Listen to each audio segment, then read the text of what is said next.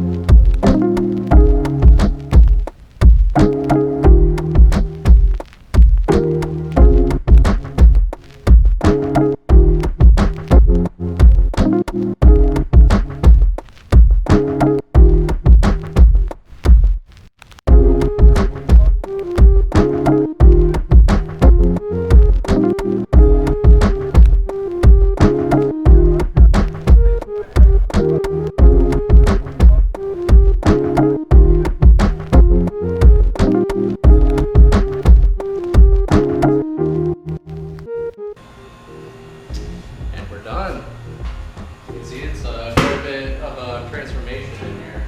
Different colors, completely cleaned out. There's a couple more things obviously we still need to do. I have a workbench that I'm going to be bringing over my bandsaw welder, things like that, so we could do some bigger projects. But as far as the space goes, it's pretty nice, and looking forward to making some more videos in here. So stay tuned and keep an eye out for the next one. And if you enjoy what we're doing, like, comment, subscribe, all that good stuff.